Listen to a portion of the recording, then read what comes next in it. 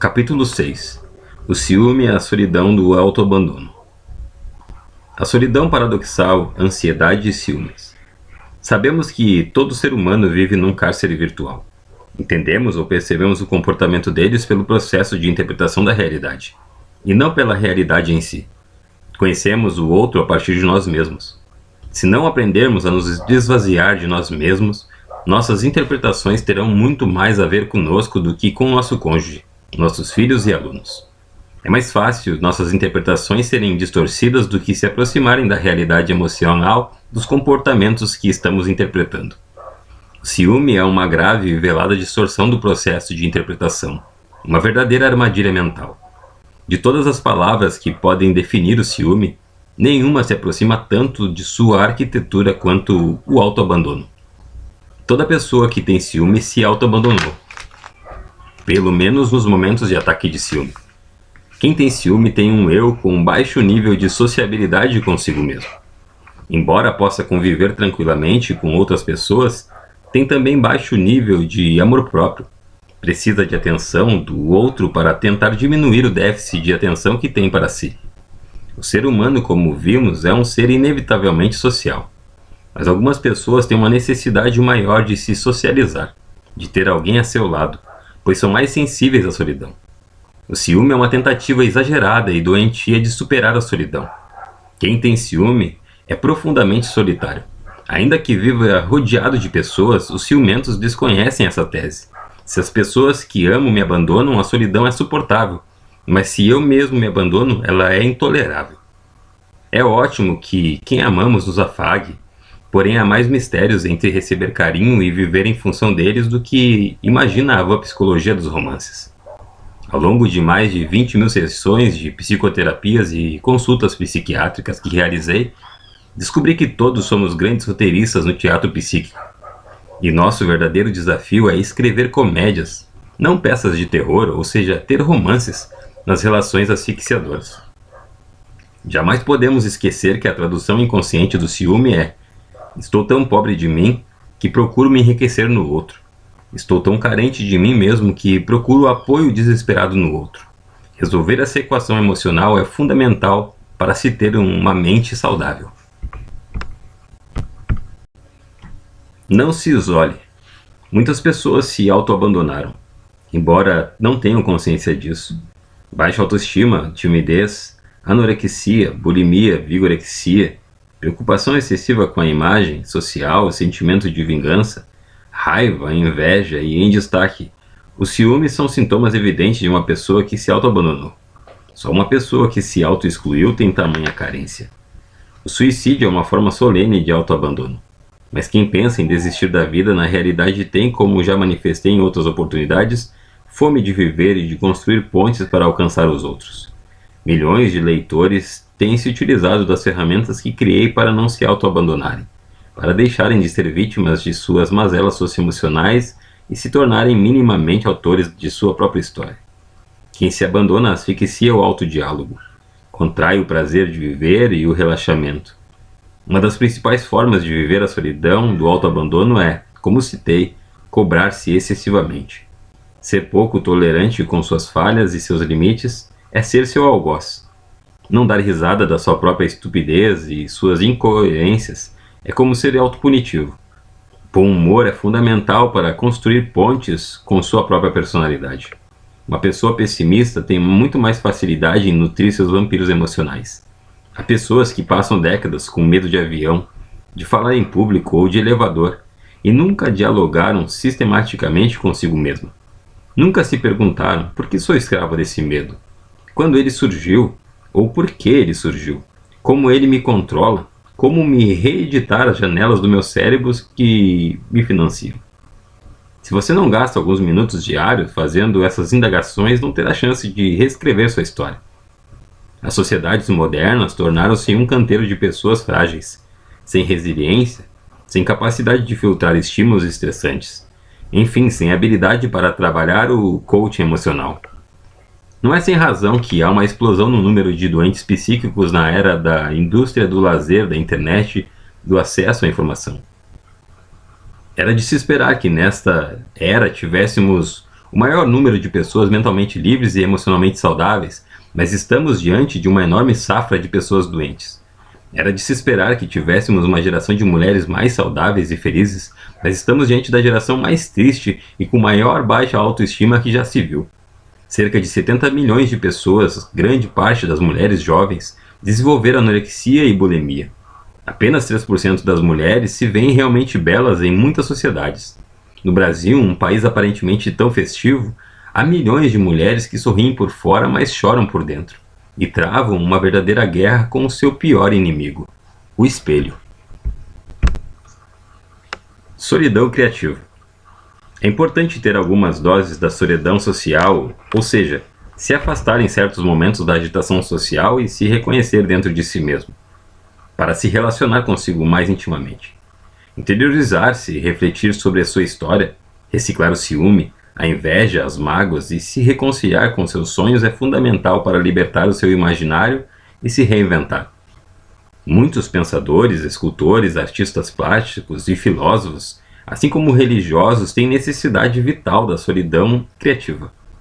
Sem ela, os ruídos da rotina entorpecem a mente e castram a produção de conhecimento. Se você não gosta de ficar sozinho de vez em quando, provavelmente não tem um relacionamento saudável e íntimo consigo mesmo, o que o deixa em desvantagem para ser imaginativo. A solidão criativa não é a ausência absoluta da interação social, mas a presença do ser diante de si. Nesse momento estamos tendo um caso de amor conosco. O eu está investindo em si mesmo, libertando-se, saudando seu débito com a interiorização numa sociedade altamente exteriorizante e consumista. Muitos chafurdam na lama da mesmice porque não sabem mergulhar dentro de si. Muitos não fazem essa viagem porque têm medo de encontrar seus fantasmas mentais. Nesse caso, a ignorância é altamente punitiva. A solidão transforma ricos em miseráveis. Não é factível viver só. Porém, é possível ser solitário, não construir relações saudáveis consigo mesmo e com os outros. Estar só no meio de uma multidão. Se um ser humano tivesse montanhas de ouro e incontáveis aeronaves, mas vivesse só neste planeta, se sentiria o mais miserável dos seres. O ouro perderia seu brilho, e as aeronaves não o fariam voar. Pelo menos não prazerosamente, por muito tempo. Há milionários que, encarcerados pela solidão, vivem de migalhas de prazer. Há 800 milhões de mendigos que passam fome do pão de trigo e bilhões que passam fome do pão da emoção. Se alguém tivesse todos os palácios do mundo, mas quando andasse só ouvisse seus próprios passos, ou quando dormisse só se colocasse a cabeça num travesseiro, essa pessoa não descansaria. Cedo ou tarde, trocaria todos os palácios pelo mais simples casebre no meio de um bairro pobre. Não é sem razão que há no mundo tantos milionários depressivos. Pelo ângulo da gestão da emoção, quem é verdadeiramente rico? Quem é feliz? Simples assim. Ainda que a morte não existisse, se não aprendêssemos a amar, dialogar, nos aventurar e viver experiências sociais agradáveis, a eternidade se tornaria uma fonte de tédio. Somos meros mortais, porém muitas nessa curta existência perderam o encanto pela vida. É espantoso assistir a vários jovens que deveriam estar borbulhando de prazer, seja por explorar a vida ou pela explosão hormonal, que já estão entediados. Camas confortáveis que não relaxam, dinheiro que empobrece a alma, aplausos que não animam o coração, êxitos que não geram sucesso emocional. Eis alguns paradoxos do ser humano, que detesta a solidão criativa, que tem medo de procurar dentro de si o mais importante endereço. E você? Escapa destes paradoxos ou é capturado pelos seus tentáculos? As pessoas ciumentas querem banir fortemente a solidão do teatro de sua emoção. Desejam que os outros gravitem em sua órbita, por isso controlam seu parceiro, filhos, amigos e colegas de trabalho, assim como bens materiais, mas não controlam a si mesmo. Não entendem que o ciúme é o seu grito de alerta, um aviso de que elas não sabem se abraçar e se apoiar, apostar em si e ter autoestima. O ciúme nos afasta de nós mesmos e, de quebra, nos distancia de quem amamos. Todos que são vítimas do ciúme são perdedores, pois desmoronam suas relações. Poderão ter a seu lado servos, mas nunca seres humanos que os amem. Poderão ter pessoas que o temam, mas não que os admirem. Capítulo 7. Ferramentas para proteger a emoção. Para proteger a emoção e irrigar a estabilidade das relações, Faz-se necessário o uso diário de pelo menos 3 ferramentas fundamentais. A primeira é doar-se diminuindo a expectativa do retorno. O indivíduo pode estar rodeado de pessoas o tempo todo, mas sempre será virtualmente solitário. Pode estar próximo fisicamente, mas entre ele e os outros haverá sempre um anti-espaço. Isso ocorre porque, assim como ele não penetra nos personagens de um filme, também não o faz com os personagens concretos que o rodeiam. Ele os percebe virtualmente. É difícil estar em uma relação e não se frustrar. Pessoas carinhosas podem se tornar estúpidas em qualquer momento. Pessoas sensatas podem ser irracionais de vez em quando. Pessoas generosas podem ser egoístas nos momentos de tensão.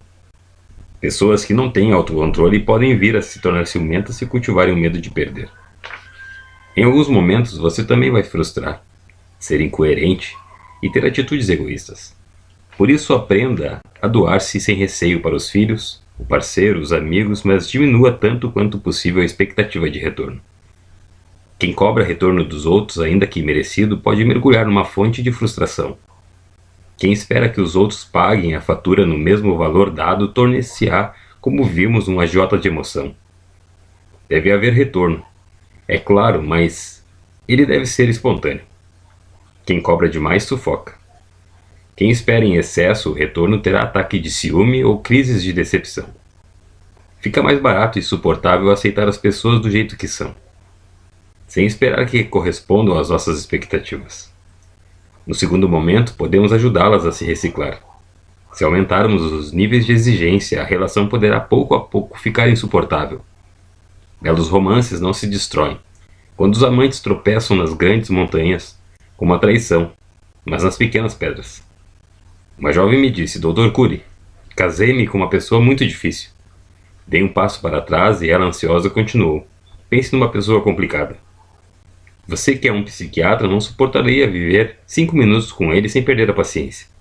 Dei outro passo para trás, olhei bem nos olhos dela e disse: olha, se você escolher uma pessoa tão difícil para viver, você não deve ser tão fácil, pois o semelhante se atrai. E ele vai ficar mais difícil se você agir como uma neurocirurgiã, querendo operar o cérebro dele. Por favor, observe bem as ferramentas derivadas da solidão, da consciência virtual para proteger a emoção e alicerçar a relação. Não viva enclausurado. Uma pessoa individualista e egocêntrica não é feliz. Enfatizo. Doe-se, entregue-se, seja generoso, mas diminua a expectativa do retorno, pois, se o eu não atuar, os íntimos são os que mais podem nos ferir. Em segundo lugar, a emoção não pode ter um cartão de crédito ilimitado. Se o pensamento é virtual e não pode se materializar no território da emoção, a não ser que o eu permita ou se omita, nosso eu deve ser treinado a não comprar aquilo que não lhe pertence.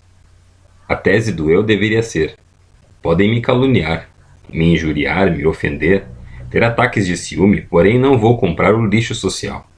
Ele é virtual, não me pertence. Não vou transformar o virtual em lixo emocional. Dá para entender que, se tivéssemos um eu educado para ser líder da psique, gerenciar a emoção e aprender a ser um comprador responsável de estímulos estressantes, não teríamos entre 800 mil e 1 milhão de pessoas que se suicidam por ano. Não teríamos a cada 4 segundos uma pessoa atentando contra a própria vida. Se fosse maduro e autônomo, o eu não compraria o que não lhe pertence. Não se sentiria excluído e nem ficaria se punindo. Os professores são os profissionais mais importantes do teatro social. Porém, o sistema educacional mundial está doente, formando pessoas doentes para uma sociedade doente. Ele não trabalha os papéis do eu como gestor da emoção, como propomos no programa Escola da Inteligência. A humanidade continuará a ser uma fábrica de doenças emocionais. Não é sem razão que 70% dos alunos estão apresentando sintomas de timidez e insegurança, mesmo que entre nas redes sociais. Imagina que metade da plateia de alunos provavelmente precisará de psiquiatras e psicólogos. E a prevenção? A educação clássica assiste passivamente a esse desastre socioemocional. Continua ensinando a matemática numérica sem ensinar a matemática da emoção. Continua ensinando língua sem ensinar os alunos como falar os seus fantasmas mentais e domesticá-los. O eu mal equipado nas escolas e nas famílias torna-se um consumidor emocional irresponsável. Faz de sua mente uma lata de lixo. Há muitas pessoas hipersensíveis, sem nenhuma proteção mental. Toda pessoa hipersensível pode ser ótima para os outros, mas sempre será péssima para si mesma. Sua emoção é como um cartão de crédito ilimitado.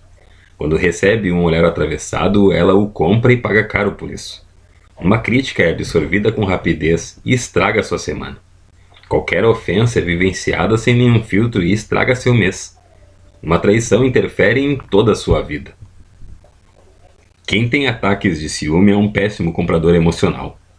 Alguns vão ao limite da irracionalidade. Se o parceiro olha para o lado, acha que ele já está flertando com alguém. Se ele não responde uma mensagem na rede social, acha que está sendo abandonado ou desprezado. Se o parceiro se atrasa para chegar em casa, acha que está sendo traído. Às vezes o eu está tão doente que não tem a mínima autocrítica. Neste caso, deixa a emoção comprar todos os seus pensamentos e suspeitas absurdas. Se a emoção estiver à frente do eu, gastando a energia cerebral, comprando ingenuamente todos os estímulos estressantes, nossa mente entrará em colapso. Acordaremos fatigados, teremos dores de cabeça e musculares, sofreremos pelo futuro, ruminaremos as mágoas e as decepções do passado, teremos insônia ou sono de má qualidade. Sei que milhões de leitores precisam se reciclar. Caso contrário, a vida deles será um eterno inverno. Nem os ataques de ciúmes devem ser comprados. Uma pessoa madura não compra o que não lhe pertence. Em terceiro lugar, o eu tem de gerenciar a ansiedade para ser autor da sua história. O ser humano é invariavelmente um ser social, porque a consciência virtual o leva a ser dramaticamente só, profundamente solitário. Por se conscientizar do mundo virtualmente, nunca incorporando sua realidade, o ser humano desenvolve uma ansiedade vital saudável, que o impele a procurar a essência numa alcançada das coisas e das pessoas. Essa ansiedade vital gera uma força incontrolável e inconsciente que motiva cada um de nós a ter um parceiro, filho, amigo e construir personagens na nossa mente, elaborar personagens nos nossos sonhos. O Homo sapiens procura de todas as formas, com toda a sua energia, inclusive inconscientemente, fugir da maior de todas as solidões, a solidão paradoxal da consciência virtual. Sua consciência o coloca em contato com o universo, mas entre ele e o universo conscientizado há um anti-espaço, um espaço intransponível que o leva a querer abraçar o mundo. A consciência virtual gera um desejo inconsciente e irrefreável de se relacionar. Sei que é dificílimo compreender este fenômeno. Inclusive é muito provável que a maioria dos psicólogos e psiquiatras, filósofos, o desconheça. Mas ele é vital para entendermos tanto o funcionamento da mente como o processo de construção das relações sociais. Compreender este fenômeno pode ser chocante. Alguém diria: parece tristíssimo saber que estamos sempre sós, por mais próximos que estejamos das pessoas. Contudo, no fundo, essa solidão da consciência existencial não é triste. Ela é uma fonte de alegria. Sem ela, não teríamos fome e sede de amar, de encantar o outro. Sem ela, o Homo sapiens não seria ansioso. Homo socium, seríamos coletivamente autistas. As pontes virtuais costumam a ser tão frágeis que deveriam ser regradas a beijos, abraços, apoios e valorizações, assim como elogios. Reitero, sem a solidão paradoxal da consciência virtual que nos aproxima do objeto conscientizado e porém ao mesmo tempo nos coloca infinitamente distante dele, não teríamos uma ansiedade vital que nos motiva a construir várias relações sociais. As famílias nucleares não vão acabar como pensam alguns. Os romances não vão deixar de existir como muitos imaginam. Uma pessoa pode ter ciúmes, decepções e até vivenciar traições em seu relacionamento. Pode se separar e dizer: nunca mais me relaciono com ninguém. Mas muito provavelmente cedo ou tarde construirá outras relações afetivas. Se não as construir com pessoas concretas, as construirá com seus fantasmas mentais. Mas há um contraponto. A virtualidade da consciência pode nos encerrar numa masmorra e, portanto, gerar aspectos muito negativos. A solidão da consciência gerada na esfera da virtualidade pode ser uma fonte de estresse, se não for minimamente saciada. Pode produzir angústias, insatisfação e humor depressivo. Há muitos homens que trocam de parceira na mesma frequência com que trocam de camisa. Ao menor sinal de tédio ou estresse já pedem a separação. Há pessoas que não conseguem se fixar em nenhuma amizade. No começo da relação têm um ânimo maravilhoso, ficam eufóricos, depois, com a mínima frustração, trocam de amigos. Muitos mudam de profissão, de cidade, de casa, de sonhos com tremenda facilidade. São cronicamente insatisfeitos.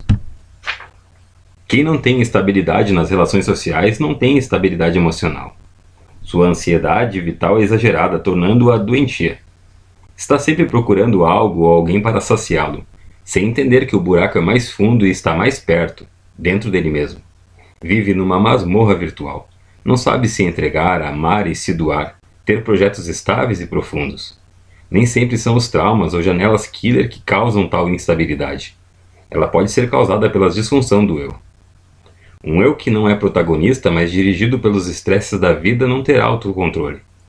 Um eu disfuncional não será autor da sua história, pois não aprendeu a proteger sua emoção e nem gerenciar na sua ansiedade. Portanto, será governado pelo tédio, pelas crises, pelos conflitos, pelas perdas e pelas decepções. Andará nas nuvens, não colocará os pés na terra, não saberá o que quer.